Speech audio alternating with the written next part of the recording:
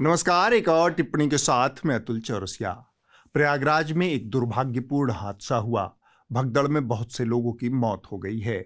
मरने वालों की तादाद पर अभी भी संदेह बना हुआ है।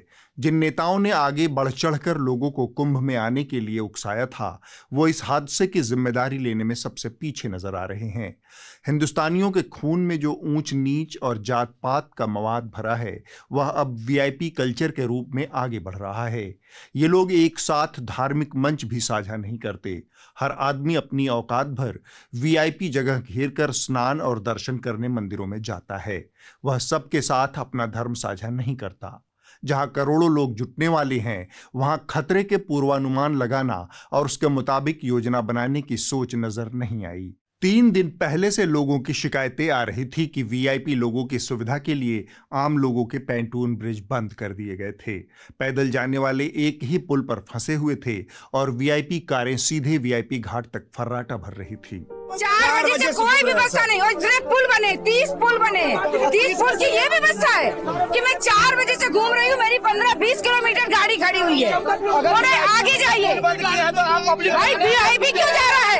क्या वो इंसान है? हम इंसान नहीं है क्या? किसकी वजह से इतने सारे पुल किनकी वजह से बना है? पब्लिक के पैसे से बना है, तो क्यों आने दे रहे हैं? अगर वीआईपी के लिए है तो पुल ही ना रखे। पुल की क्षमता नहीं है आपकी, एक पुल की क्षमता नहीं है। किस पुल से ये पब्लिक है, किसने आई है? बात बताओ, ये पूरे पुल बंद की है। 13 नंबर से मैं इधर आया, ठीक है। अब 13 नंबर को 1 वे कर दिया, वापस नहीं जाने दे रहे हैं। मतलब कि ये इस तरफ जो आ गए वो उस तरफ जा नहीं सकता। हमने 108 पे 19-20 पे कॉल करके शिकायत दर्ज की, तो हमें शिकायत दर्ज नहीं हुई हमारी। मतलब हम ट्रेन के द्वार पे पहुंच गए हैं, हमें कहा जाता है कि बंद है ये, और जिस जगह पे जा रहे हैं वहाँ पे बंद है। लोग यहाँ पे पागलों की तरह घूम रहे हैं। सरकार ने अब वीआईपी मोमेंट पर रोक लगा दी है, लेकिन अभी तक सरकार ने ये नहीं बताया कि कितने वीआईपी पास जारी हुए थे, कौन कौन लोग वीआईपी लिस्ट में शामिल थे। दूसरी तरफ नेता विधायक अपने अपने क्षेत्रों से बसों में भरकर लोगों को कुंभ ला रहे थे, लेकिन इस बात का आकलन किसी शासन प्रशासन के पास नहीं था कि संगम न्यूज पर एक साथ अधिकतम कितने लोग जुट सकते हैं। उल्टे पुलिस अधिकारियों को यह काम करने के लिए लगाया गया था। सभी श्रद्धालु सुन लें, यहाँ लेटे रहने से कोई फायदा नहीं है। जो सोवत है सो खोवत है। उठिए उठिए, स्नान करिए, और भगदड़ मचने की संभावना है। आप पहले आ गए हैं तो आपको सबसे पहले अमृत मिल जाना चाहिए। संगम नोज पर जहां करोड़ों लोगों का आना तय था, वहां श्रद्धालुओं को सोने की इजाजत किसने दी? पड़ोसी जिलों भदोही बनारस, आजमगढ़ जौनपुर, फतेहपुर कानपुर, प्रतापगढ़ सुल्तानपुर, रीवा जबलपुर, ये 5 महत्वपूर्ण रास्ते हैं इलाहाबाद में प्रवेश करने के। इन जिलों से आने वालों की सीमा पर निगरानी क्यों नहीं की गई? क्या इन जिलों के प्रशासन से किसी तरह का समन्वय और आदान प्रदान हो रहा था? जिन अधिकारियों की ड्यूटी संगम नोज पर थी, उनकी जवाबदेही तय होनी चाहिए। यह आपराधिक चूक है। क्या एक सीमित जमीन के हिस्से पर असीमित संख्या में लोगों को आने की इजाजत और फिर सोने की इजाजत दी जा सकती थी? सरकार एक एक दिन में कुंभ आने वाले स्नानार्थियों की संख्या गिन रही थी, क्योंकि उसे रिकॉर्ड बनाने की पड़ी थी। वह 20 करोड़ 30 करोड़ लोगों को तो गिन पा रही थी, लेकिन उस सरकार के पास मृतकों की सही संख्या गिनने और बताने की क्षमता नहीं है।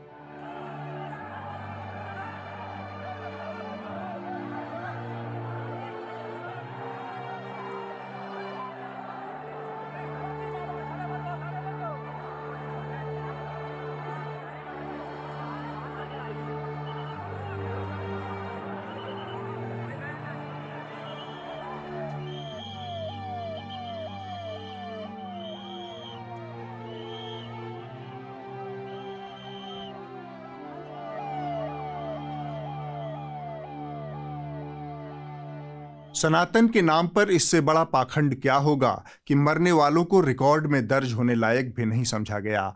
इस हफ्ते नई टिप्पणी नहीं है। आज हम आपके लिए कुछ पुरानी टिप्पणियों का एक गुलदस्ता लेकर आए हैं, क्योंकि कुछ जरूरी काम के चलते इस हफ्ते नई टिप्पणी रिकॉर्ड नहीं हो सकी है। लेकिन आपसे एक गुजारिश है, अपनी पसंद के सब्सक्रिप्शन विकल्प को आप जरूर चुनिए। हमने आपकी सलाह के मद्देनजर 99 रुपए से शुरू होने वाले सब्सक्रिप्शन के विकल्प भी शुरू किए हैं। इस QR कोड को स्कैन करके आप अपने पसंदीदा शो को सब्सक्राइब कीजिए और गर्व से कहिए, मेरे खर्च पर आजाद हैं खबरें। अब मैं आपको छोड़ जाता हूं टिप्पणी की कुछ पुरानी यादों के साथ। सूरज का ताप कम हो रहा था, मानसून पूरे देश में फैल चुका था, कहीं सब कुछ बहे जा रहा था, कहीं सूखा पड़ा हुआ था, पसीना देह निचोड़ रहा था, रियाया ह्यूमिडिटी की समस्या से दो चार थी। स्वयं धृतराष्ट्र और दरबारी भी ह्यूमिडिटी नाम की इस बीमारी से हलकान थे। इसी ह्यूमिडिटी के माहौल में दरबार पूरी शान से लगा था।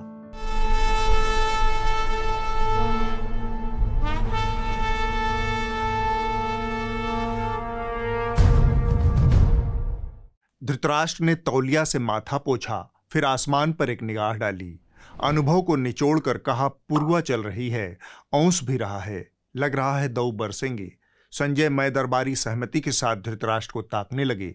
तब धृतराष्ट्र ने वह बहुप्रतीक्षित सवाल संजय की ओर उछाला जिसकी उम्मीद दरबारियों और संजय को थी। आर्यावर्त में क्या चल रहा है संजय? बहुत दिनों से कोई खबर नहीं है। संजय के पास सूचनाओं की भरमार थी, लेकिन सबसे बड़ी सूचना सबसे पहले आनी थी। सो उन्होंने कहा, पूरे आर्यावर्त में एक ही चीज चल रही है महाराज, धनराज सेठ के बेटे की शादी। दुनिया भर से नचैये गवैये बुलाए गए हैं।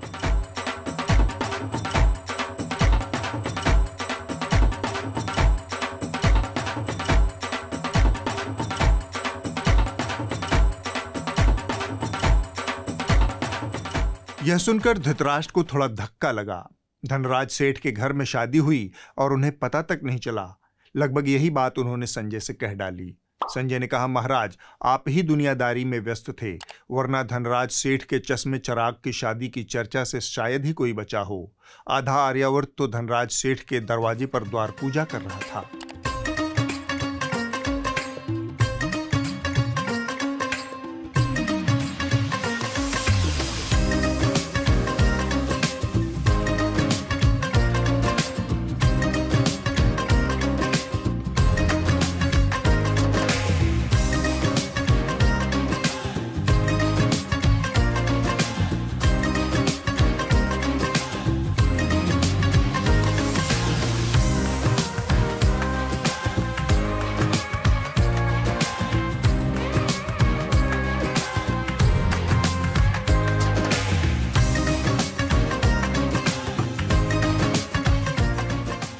संजय ने अपनी बात जारी रखी, यहां तक कि डंकापति भी वरवधू को आशीर्वाद देने से खुद को रोक नहीं पाए।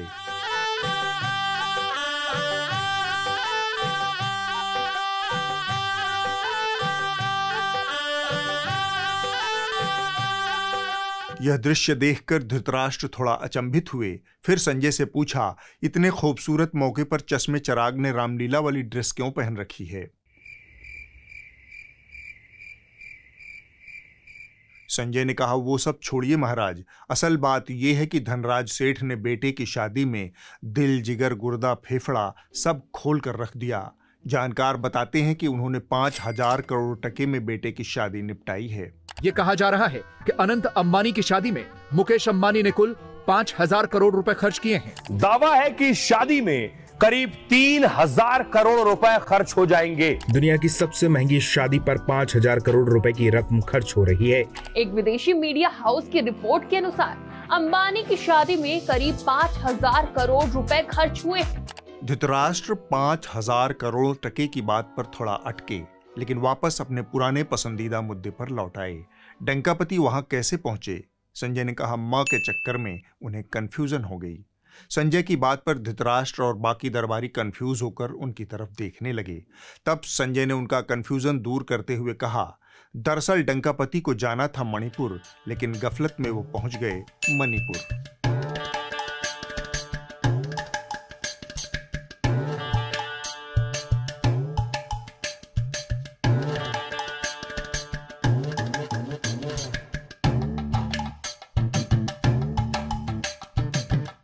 संजय की यह दिल लगी धृतराष्ट्र को थोड़ा देर से समझ आई। जब समझ आई तब धीरे से वो कनखियों में मुस्कुरा दिए। इसके बाद संजय ने इस भव्य बैंड बाजा बारात का दूसरा पहलू सामने रखा। महाराज शादी में शामिल हुए इस चेहरे को थोड़ा तवज्जो दीजिए।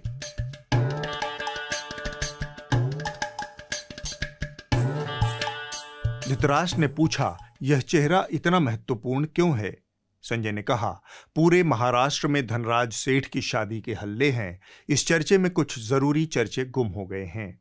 उन जरूरी चर्चों की जवाबदेही इन्हीं श्रीमान महोदय की है। महाराष्ट्र बीते एक हफ्ते में भीषण बारिश की तबाही से छिन्न भिन्न हो गया है। ठाणे में बारिश के चलते कई गांव का संपर्क एक दूसरे से टूट गया, तो वहीं रत्नागिरी और सिंधुदुर्ग में भारी बारिश की चेतावनी के बाद आज सभी स्कूल बंद रखने के आदेश जारी किए गए हैं। पालघर में तेज बारिश के चलते दिहर्जी नदी पर बनाया गया पुल पानी में डूब गया। तस्वीर देखिए किस तरह से पुल पूरी तरह से पानी में डूब चुका है। पुल टूटने से पालघर और मनोरवाड़ा के बीच का संपर्क टूट गया है। मुंबई की बात करते हैं, कई इलाकों में आज भी भारी बारिश यहां पर हो रही है और बारिश के कारण शहर के निचले इलाकों में पानी भर चुका है। अंधेरी सबवे पर भी पानी भरा हुआ है, जिसके कारण वहां यातायात बंद है। महाराष्ट्र के रायगढ़ से एक खौफनाक वीडियो सामने आया है। रविवार को इलाके में बादल फटने जैसी बारिश हुई और इस दौरान रायगढ़ किला में घूमने वाले पर्यटक तेज बहाव में फंस गए। संजय जारी रहे और ये महोदय मस्त धनराज सेठ की शादी में कड़क कड़क कर झय्यम झय्यम कर रहे थे। रियाया रिरियाती रहे, क्या फर्क पड़ता है। यह सुनकर धृतराष्ट्र के जनवादी मन को धक्का लगा। उन्होंने कहा, यह तो ठीक नहीं हुआ।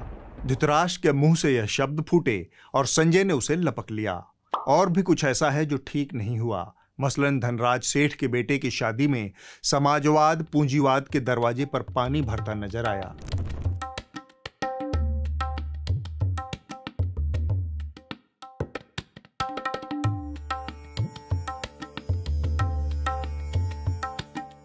इस दृश्य की कल्पना करके धृतराष्ट्र के मन में कई कौतूहल उत्पन्न हुए। उन्होंने पूछा, क्या दुनिया कुछ बदल गई है या कि सियासत कुछ यूं रुख अख्तियार कर चुकी है जहां पूंजीवाद और समाजवाद एक ही घाट पर पानी पी रहे हैं। ऐसा हुआ तो बाबा कार्ल मार्क्स की आत्मा कलप कलप कर मर जाएगी। संजय ने कहा, आप बाबा कार्ल मार्क्स और बाबा लेनिन की दुनिया में फंसे हैं। ये बाबा रामदेव का काल है। यहाँ पूंजीवाद और आध्यात्मवाद की खिचड़ी पक चुकी है। धनराज सेठ की शादी में गिलोय का जूस और शिलाजीत का शॉट मारकर बाबा रामदेव ने जो परफॉर्मेंस दी, वह पूंजीवाद और आध्यात्मवाद का बेजोड़ कॉकटेल बन गया।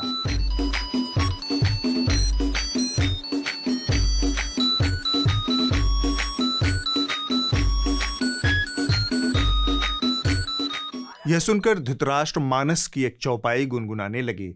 हरि अनंत हरि कथा अनंता, कहीं सुनहि बहुविधि सब संता। अनंत और अनंता वाली बारीकी को संजय ने पकड़ लिया और लगे चिल्लाने, यूरेका यूरेका, यही नाम है महाराज, यही नाम है धनराज सेठ के बेटे का। क्या माहौल था। पूड़ियाँ, हलवा, मेवे वाली खीर, बनारसी पान, 20 मील की शरबत, कचौड़ी, हजारों पकवान, हजारों मेहमान, यहाँ तक कि तिहाड़ शिरोमणि भी पहुंच गए थे। बस यही एक आदमी शादी में जाने से रह गया। टीवी पे आप देखेंगे अंबानी जी के बेटे की शादी हो रही है, आप देखना वहां पे धूमधाम से, मतलब मजा आ रहा है, दुनिया के लोग आ रहे हैं, सेल्फी ली जा रही है और आप लोग यहाँ पे भूखे मर रहे हो। यह सुनकर धृतराष्ट्र का मन बैठ गया। वो धनराज सेठ के लिए कहना चाहते थे कि शौक बड़ी चीज है, लेकिन शौक का रायता बनाकर उसमें वोडका का शॉट डालकर अवोकाडो का पल्प फेंटने की क्या जरूरत, इतना भद्दई करने की क्या जरूरत। इससे जो तैयार होगा वह न कॉकटेल रहेगा न रायता। लेकिन धृतराष्ट्र ने यह सब कहा नहीं, सिर्फ सोचा और सोचते सोचते वह खड़े हो गए। धनराज सेठ की बेटे की शादी के मुद्दे पर ही सभा बर्खास्त हो गई। वो अंतःपुर को लौट गए तो गए हफ्ते मूर्खता का घोड़ा तगड़क तगड़क दौड़ रहा था।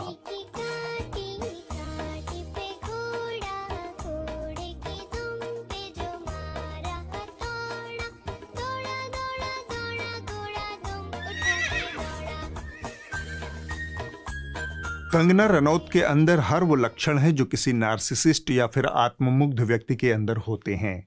ऐसे लोगों को लगता है कि नीले आसमान के नीचे अखिल ब्रह्मांड की सभी समस्याओं का हल उनके पास है। इस तरह के लोगों में ये सलाहियत नहीं होती कि वो विनम्रता से स्वीकार कर लें कि अमुक विषय के बारे में मेरी खास योग्यता या जानकारी नहीं है, इसलिए इस पर मैं चुप रहूंगी। इनकी बात वहां से शुरू होती है जहां बाकियों को लगता है कि मुद्दा खत्म हो चुका है। ये इतिहास पर तो बोलेंगी ही, इतिहास के एक एक घटनाक्रम पर भी अपने ज्ञान का कूड़ा करकट फैलाते चलेगी। ये जाति पर भी बोलेंगी, भले ही जाति और वर्ण व्यवस्था का गहरा पता न हो। ये किसानों पर भी बोलेंगी, ये विदेश नीति पर भी बोलेंगी, ये संसदीय परंपराओं और प्रक्रियाओं पर भी बोलेंगी, और सांप्रदायिकता पर तो इनका विशेषाधिकार है ही। साथ रहेंगे, नेक रहेंगे, बटेंगे तो कटेंगे। नहीं होनी चाहिए, बटेंगे तो कटेंगे। बटने और कटने वाली बात पर हम बाद में विस्तार से बात करेंगे। पहले किसान आंदोलन पर मोहतरमा के खालिश विचार जान लीजिए। यहाँ पे जो फार्मर्स प्रोटेस्ट हुए, वहाँ पे लाशें लटकी थी, वहाँ पे रेप हो रहे थे। इस बात पर स्वयं इनकी पार्टी भाजपा हत्थे से उखड़ गई। बयान जारी हो गया कि बहन कंगना नीतिगत मसलों पर बयान देने योग्य नहीं है, लेकिन वो कंगना ही क्या जो खनकने से बाज आ जाए। इनको ये भी पता है कि किसानों के आंदोलन में अमेरिका और चीन का हाथ था। वो बड़ी लंबी प्लानिंग थी, जैसे बांग्लादेश में हुई। तो इस तरह के षड्यंत्र, और आपको क्या लगता है किसानों, चाइना, अमेरिका, इस तरह की जो विदेशी जो शक्तियां हैं वो यहाँ काम कर रही हैं। और जब पलट कर ये पूछ लिया जाए कि कहां से अमेरिकी हाथ की खबर आपके हाथ लगी, तो अल्ल बल्ल जो मुंह में आया बहन ने उगल दिया। तो आप जब कह रही हैं कि यहाँ पे जो किसानों का प्रोटेस्ट हो रहा था उसके पीछे अमेरिका का हाथ था, तो सोर्स ऑफ इन्फो क्या है इसके पीछे? देखिए, जैसे मैंने आपको कहा कि मुझे जो अब डायरेक्शंस मिली हैं कि I stand with the party stand, I stand with parties policies. मैंने जो कहा अपनी परसेप्शन पे बेस्ड। यह आत्ममुग्धता और अधिनायकवादी प्रवृत्ति का नमूना है। पता हो न हो, कोई स्टडी हो न हो, बस ठेल दो, और जब पलट के सवाल आ जाए तो दाएं बाएं मिमियाने लगो। इंटरव्यू की धकापेल में कंगना के साथ इसी तरह की स्थितियां कई बार दरपेश आई।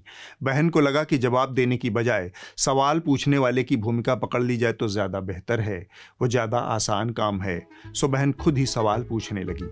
ऑन व्हाट बेसिस उनको ये उपलब्धि क्यों मिली है? ऑपोजिशन लीडर करने के लिए उन्होंने क्या तीर मारा है, क्या मुझे बता सकते हैं? जवाब सुन लीजिए, लेकिन जवाब में कोई मजा नहीं है। जवाब के बाद आई कंगना की प्रतिक्रिया में लाखों का मजा है।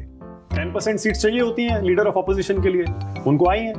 55 सीट्स चाहिए होती हैं, उनको 99 आई है, तो मिल गया। मिमियाई आवाज में ज्ञान सागर कंगना जी की प्रतिक्रिया देखिए।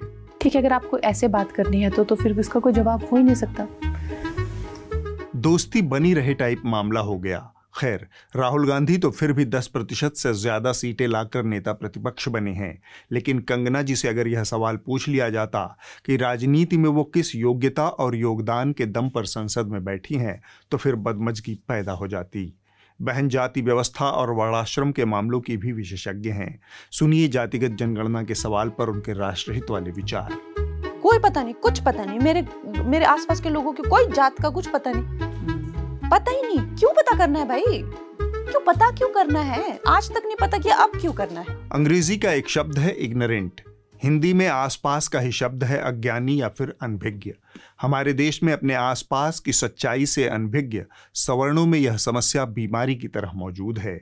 मुझे तो पता ही नहीं कि मेरी जाति क्या है, या मुझे नहीं पता कि मेरे कलीग्स, मेरे दोस्तों की जाति क्या है। इससे मिलते जुलते वाक्य इस देश का प्रिविलेज्ड सवर्ण तबका धड़ल्ले से इस्तेमाल करता है। यह सिर्फ एक सवर्ण ही कर सकता है, क्योंकि वह खुद जाति की कसौटी पर कभी कसा नहीं गया है। इस देश के सवर्णों के पास जाति के रूप में एक अदृश्य कल्चरल कैपिटल, बोले तो सांस्कृतिक पूंजी मौजूद है, जो कदम कदम पर उसके लिए रास्ते खोलते चलती है। ऐसे ही अनगिनत इग्नोरेंट सवर्ण जमात की मौसी हैं कंगना रनौत। ऐसे लोगों को जातिगत जनगणना क्यों चाहिए? जनरल नॉलेज की यह स्थिति है कि पता इनको देश के पहले दलित राष्ट्रपति तक का नहीं, लेकिन मेरिट पर इनकी बपौती चलती है। पहले जब राम कोविंद जी आए, पहले दलित राष्ट्रपति वो बने, दूसरे है ना? के.आर. नारायण पहले थे। Sorry for my misinformation. Ram Kovind ji आए।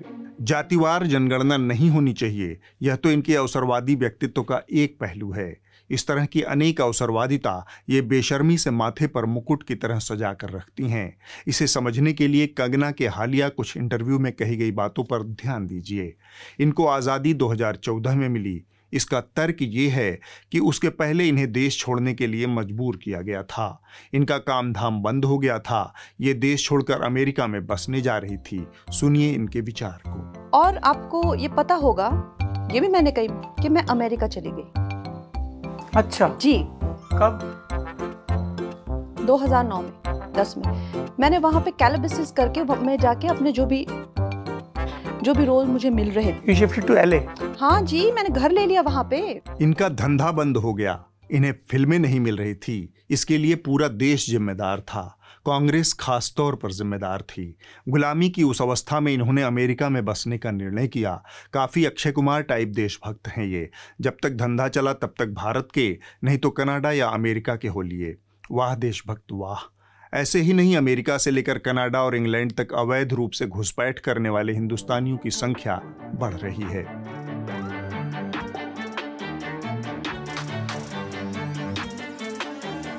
ऐसी ही देशभक्त कंगना के लिए भारत 2014 तक गुलाम था। तभी भारत की किस्मत खुल गई। मोदी जी सत्ता में आ गए और भारत आज़ाद हो गया। इस खुशी के मौके पर अमेरिका जाना कैंसिल हो गया। ये वही अमेरिका है जहां बहन ने घर खरीद कर घर बसाने का निर्णय कर लिया था।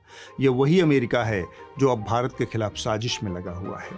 तो इस तरह के षड्यंत्र, और आपको क्या लगता है किसानों, चाइना, अमेरिका, इस तरह की जो विदेशी जो शक्तियां हैं वो यहाँ काम कर रही हैं। इस धूर्त अवसरवादिता को आप क्या कहेंगे?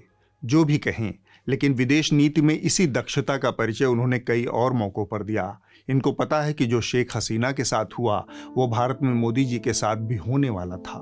जो बांग्लादेश में हुआ ना, वो यहाँ होते हुए भी देर नहीं लगनी थी अगर हमारे इतने शीर्ष नेतृत्व जो हमारे इतने सशक्त नहीं होते। बस इन्हें इतना नहीं पता है कि शेख हसीना ने अपने देश में बीते 15 सालों में किस कदर अंधेरगर्दी मचा रखी थी। जनवरी महीने में बिना विपक्ष के ही चुनाव करवा लिया था। छात्रों के ऊपर गोली चलवाई गई थी। बड़ी संख्या में लोगों को नज़रबंद कर दिया गया था।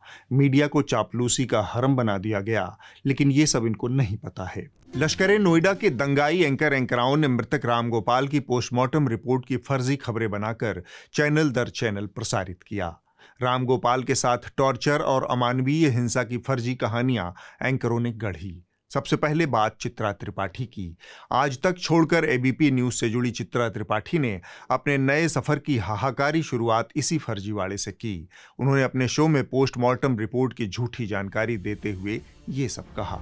और अब खबर यूपी के बहराइच से। दशहरे के दिन उन्मादी हिंसा का शिकार हुए रामगोपाल मिश्रा की पोस्टमार्टम रिपोर्ट में हैरान करने वाले खुलासे हुए हैं। रिपोर्ट के मुताबिक रामगोपाल मिश्रा के शरीर पर 25 से 30 छर्रों के निशान मिले हैं।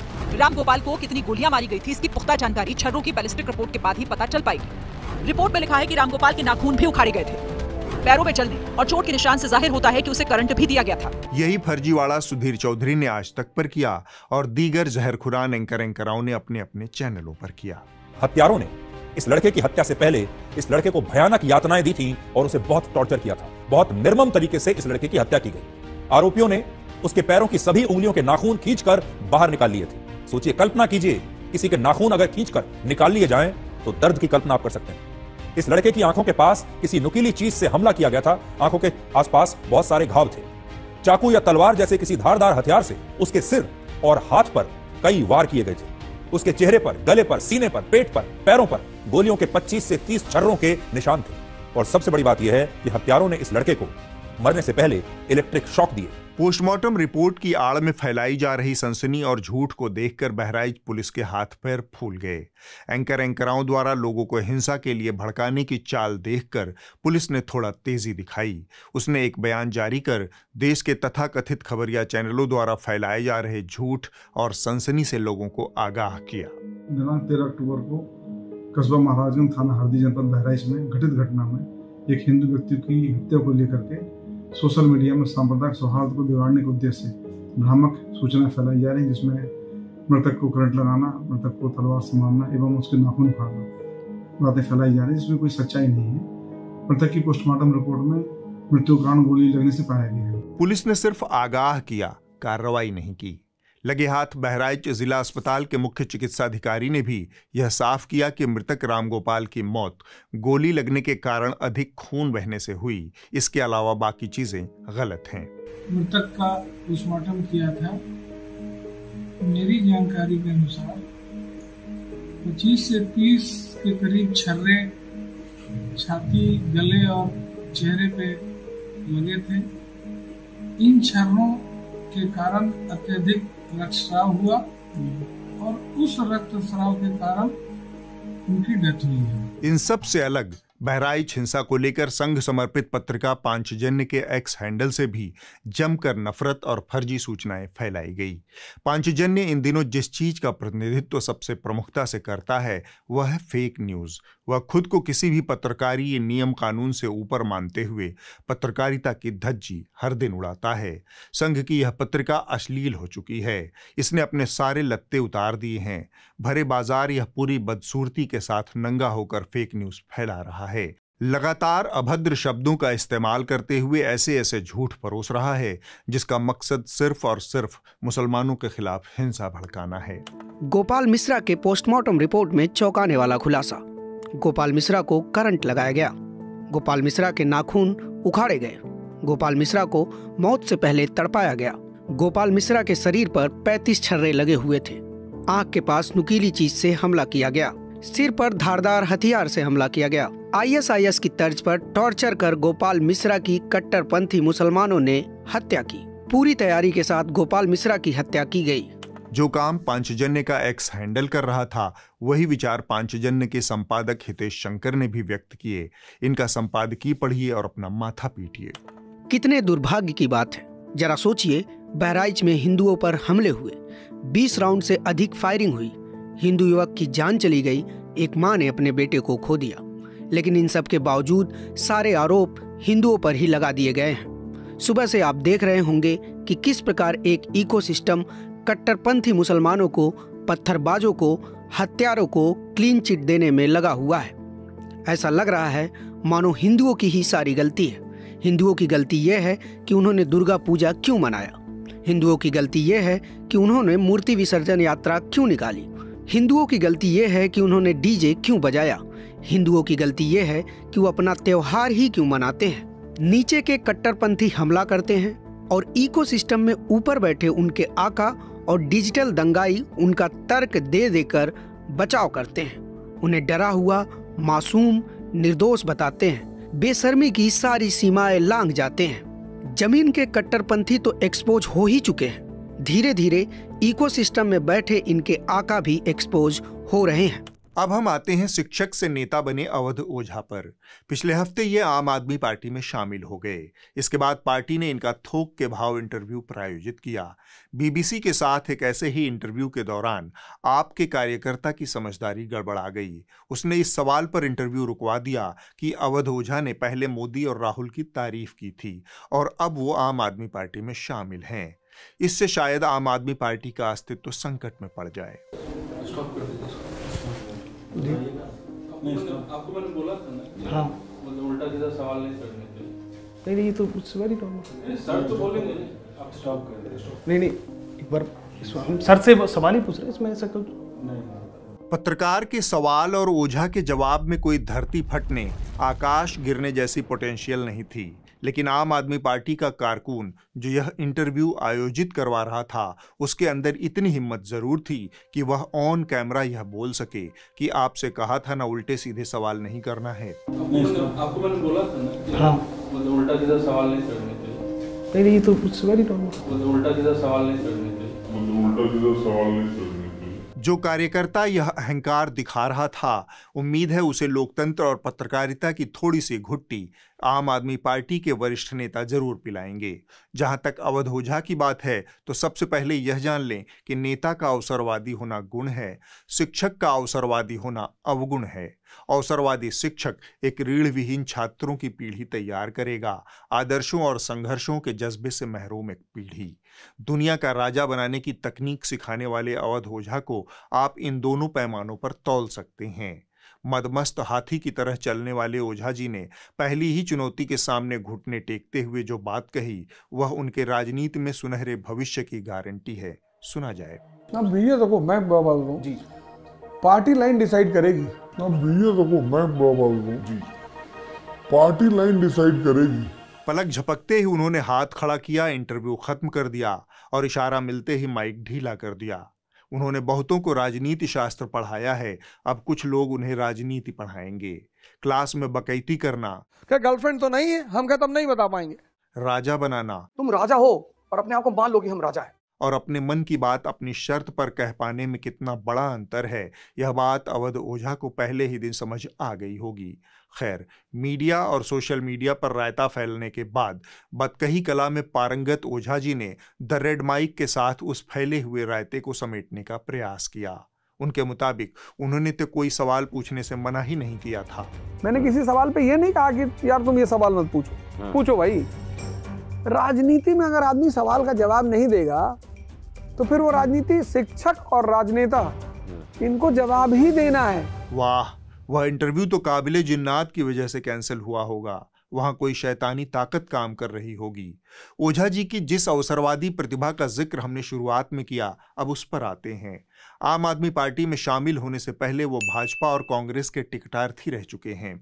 यानी न तो उन्हें घाट से परहेज है, न ही पानी से परहेज है।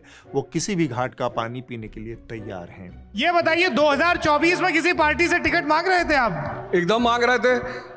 भाजपा से टिकट मांग रहे थे प्रयागराज से, और कांग्रेस से टिकट मांग रहे थे अमेठी से। एक लिहाज से यह ठीक भी है।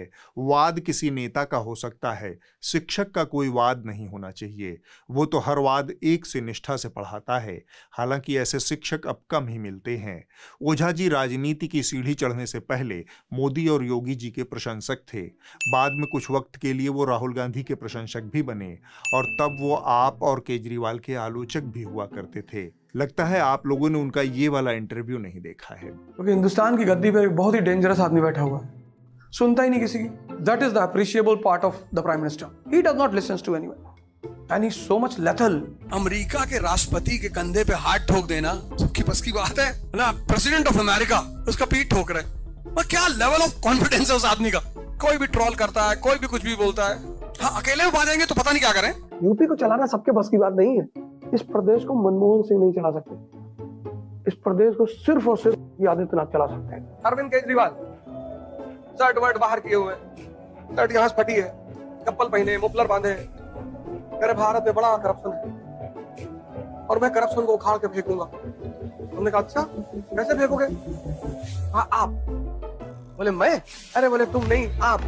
बोले ये क्या है? बोले पॉलिटिकल पार्टी है, हमको सत्ता में बिठाओ। लक्ष्य के प्रति इतनी स्पष्टता एक सफल शिक्षक का गुण है, और उससे भी ज्यादा यह एक सफल नेता का गुण है कि हर सीढ़ी को अंततः अपने मकसद के लिए इस्तेमाल कर ले। उम्मीद है ओझा जी आगे भी छात्रों को राजा बनाते रहेंगे। अगले हफ्ते होगी एक और टिप्पणी। नमस्कार।